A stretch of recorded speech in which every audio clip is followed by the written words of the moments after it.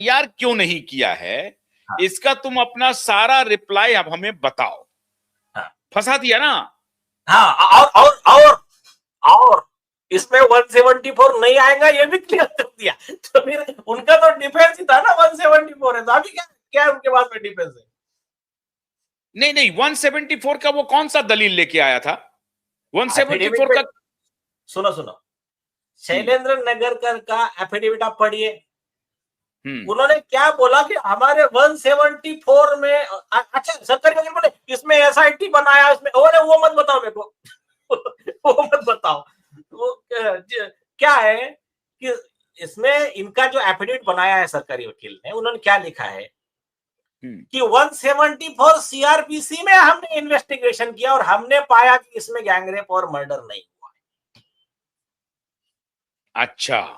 हाँ, हमने सारे कंप्लेंट इन्वेस्टिगेट कर लिया 174 सीआरपीसी से, कौन से तो कहां के अब उसमें 174 का मतलब हो गया कि एफआईआर की आवश्यकता नहीं है, उसका ये कहने का मतलब हुआ। उसका ये कहने का मतलब है आज उसको उड़ा दिया, चीफ जस्टिस साहब ने उड़ा दिया उसको।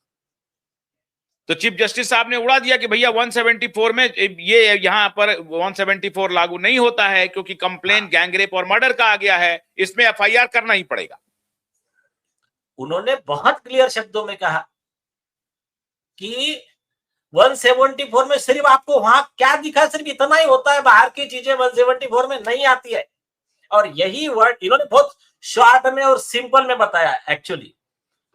यही चीज को 30 पेज के जजमेंट में लिखा है जस्टिस पार्टी वाला साहब ने, उसको उन्होंने 2 लाइन में बता दिया।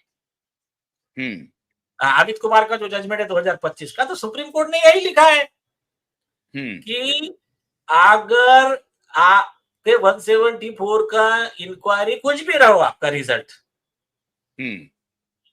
जब मर्डर का या फिर और कोई कॉग्निजेबल ऑफेंस का कंप्लेंट आता है, आप उसकी इंक्वायरी 174 में नहीं कर सकते, उसका आपको एफआईआर ही रजिस्टर करना पड़ेगा और इन्वेस्टिगेशन करना पड़ेगा। इंक्वायरी नहीं चलेगी। इनकी इंक्वायरी चल रही है 5 साल से। दूसरा अच्छा, इंपॉर्टेंट विषय है, ये पुलिस का प्रेरोगेटिव है कि वो मर्जी जो सेक्शन लगा दे? नहीं नहीं, ऐसा तो सुनिए, नहीं हो सकता ना। नहीं नहीं नहीं, उसमें अगर गलत सेक्शन लगाया तो आईपीसी 218 में वगैरह वो पुलिस अधिकारी आरोपी बनता है। तो ये तो गलत सेक्शन लगा दिया ना, 174 के तहत कह रहा है कि हम इंक्वायरी कर रहे हैं।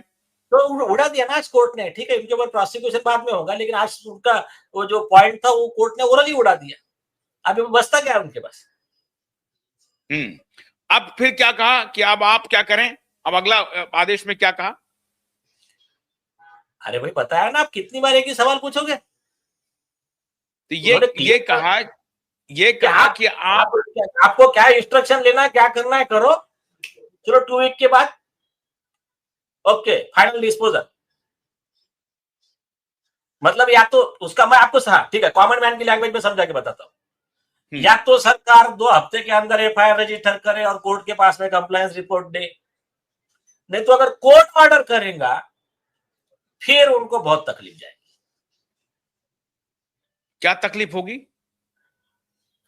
फिर कोर्ट इनके खिलाफ स्ट्रिक्चर पास करेगा, हो सकता है कोर्ट इनके ऊपर प्रोसिक्यूशन ऑर्डर करे कि भाई मर्डर का, गैंगरेप का अगर आपने कंप्लेंट में एफआईआर नहीं किया तो आईपीसी 166 ए में कंसर्न पुलिस ऑफिसर वो अक्यूज बनता है, उसको 1 साल की जेल होती है, 218 में 3 साल की जेल होती है। तो ऐसे कई चीजें फिर उसको उनके ऊपर में। तो और आपने पुलिस मशीनरी का दुरुपयोग, आपको परमिशन नहीं थी 174 की, आपने 2 साल 3 साल सरकारी मशीनरी का मिसयूज किया, तो 400 रूम में कंसर्न पुलिस ऑफिसर को उम्र कैद की सजा हो सकती है। और एक बताता हूँ, सुनिए, स्पेसिफिक जजमेंट है नेशनल ह्यूमन राइट कमीशन का, जिसको सुप्रीम कोर्ट ऑफ इंडिया ने अपील किया। एक फादर कंप्लेंट लेकर गया, पुलिस ने टालमटोल किया, एफआईआर लिखा नहीं, वो नेशनल ह्यूमन राइट कमीशन गया। नेशनल ह्यूमन राइट कमीशन ने बोला इतना serious cognizable non bailable offence है, आपने एफआईआर नहीं लिखा, उसके फंडामेंटल राइट का वायलेशन हुआ, 2 लाख रुपए सरकार कॉम्पेंसेशन देगा वो पिता को, लड़की के ऑर्डर किया सिर्फ एफआईआर नहीं लिखने के लिए। तो फिर पुलिस डिपार्टमेंट, सरकार सब पहुंच गई सुप्रीम कोर्ट।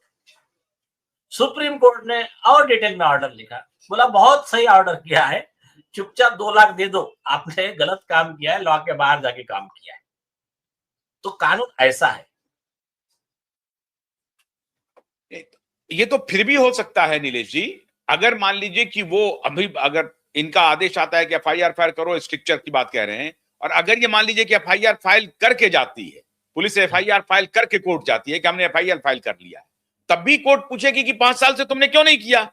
हाँ, वो बात का विषय, फिर वो कॉम्पेंसेशन के लिए प्रोसेस, वो सेकेंडरी पार्ट है। पर उस समय कोर्ट का गुस्सा थोड़ा कम रहेगा ना, उस समय थोड़ा गुस्सा कम रहेगा। मतलब वो ये कह सकती है कि हाँ हमसे गलती है, हम उसको करेक्ट कर रहे हैं। हाँ, फिर जब माफी मांगते हैं तो थोड़ा जरा कोर्ट थोड़ा गुस्सा कम हो जाएगा। अच्छा, तो आज के रुख से तो स्पष्ट हो गया कि कोर्ट के मन में क्या चल रहा है, कोर्ट इस केस को किस रूप में ले रहा है। यस यस यस, तो कन्विंस्ड हो गया ना कोर्ट की एफआईआर तुमको करना ही करना है, 174 को भी उड़ा दिया। तो अब क्या नया एफिडेविट आएगा सरकार की तरफ से? अरे छोड़ो ना यार, अभी क्या वो एफिडेविट वगैरह सब छोड़ो। अभी पहली चीज बहुत क्लियर हो गया, कोर्ट ने बहुत क्लियर शब्दों में कह दिया।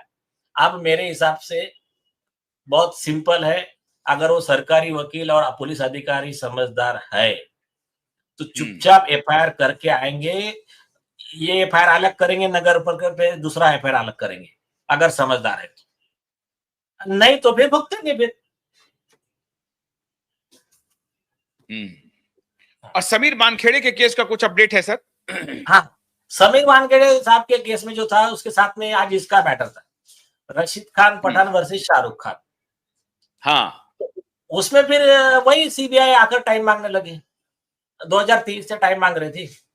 तो बोले सीबीआई के वकील ने लीव नोट डाला है।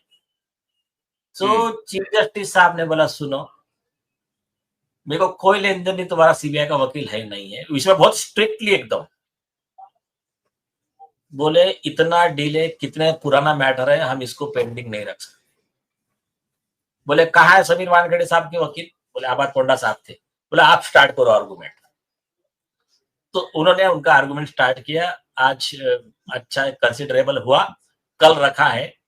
तो उसमें तो मैं आपको क्लियर बताता हूँ, उसमें ना खुद अपने चंद्रशेखर साहब, जो चीफ जस्टिस है चंद्रशेखर साहब, उनका खुद का जजमेंट है, अभी का लैंडमार्क जजमेंट है। सीबीआई ने एक एफआईआर रजिस्टर किया बिना सबूत के, बिना प्रूफ के, जैसा समीर वानखेड़े साहब के खिलाफ किया।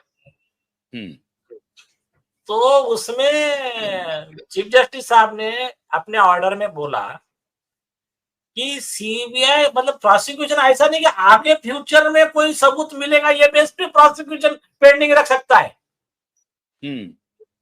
तो वो ग्राउंड पे सीबीआई के खिलाफ स्ट्रिक्चर पास करके एफआईआर पेश किया अभी 2 हफ्ता पहले। तो आपको मैं एक बात बताता हूं, सेम चीज समीर वानखेड़े साहब के केस में सीबीआई कह रही है कि ब्राइब शाहरुख खान ने दिया, शाहरुख खान कह रहा है मैंने ब्राइब दिया ही नहीं। अब या तो सीबीआई को शाहरुख खान को आरोपी बनाना पड़ेगा या तो समीर वानखेड़े को डिस्चार्ज करना पड़ेगा। अब ऐसा मामला फंस गया है, सीबीआई 3 साल से डेट ही मांग रही है, जब से ये मुद्दा सामने आया, हमारी पीआई जब से आई है। तो अभी एक सिंपल है, देखो। अच्छा, ये एफिडेविट पर सीबीआई ने कहा है कि शाहरुख खान ने ब्राइब दिया है, घूस दिया है समीर वानखेड़े को। शाहरुख खान एफआईआर में लिखा, शाहरुख खान खुद कह रहा है कि मैंने पैसा दिया ही नहीं है, और एक्चुअल में नहीं दिया है उसने, एक्चुअल में नहीं दिया है। आज सुनिए, हमारा स्टैंड बहुत क्लियर है। शाहरुख खान अगर नहीं कह रहा है कि मैंने पैसा दिया है, मतलब उसका अगर मैंने दिया ही नहीं पैसा, तो ना शाहरुख खान आरोपी है ना समीर वानखेड़े आरोपी है। ये तो ये केस में समीर वानखेड़े साहब को फंसाया गया है क्योंकि उन्होंने कई बड़े बड़े मैटर में एक्सपोज किया था कुछ लोगों को, और कुछ अधिकारी जिनको ये बड़े हाई प्रोफाइल मैटर में पैसे खाना थे, उन्होंने ये सारा तिकड़म किया है। तो इसमें बेटर इंटरेस्ट अगर सीबीआई का बोलो, देश का बोलो, लॉ का बोलो, समीर वानखेड़े साहब का बोलो, बेटर इंटरेस्ट ये है कि एफआईआर को खारिज करो, विषय क्लोज करो। लेकिन सीबीआई क्यों रुकी हुई है मालूम है क्या? सीबीआई में हाँ, सीबीआई को मेरे हिसाब से वो पर्सन इन्फ्लुएंस कर रहा है जो उस लॉबी का है ड्रग माफिया की। शायद वो ऐसा कोई तो भी इंटरेस्ट जो चाह रहे हैं कि समीर वानखेड़े साहब फ्री ना हो, ऐसा मुझे लग रहा है। तो अभी लटका के रखो केस को, मतलब समीर वानखेड़े को उलझा करके रखो।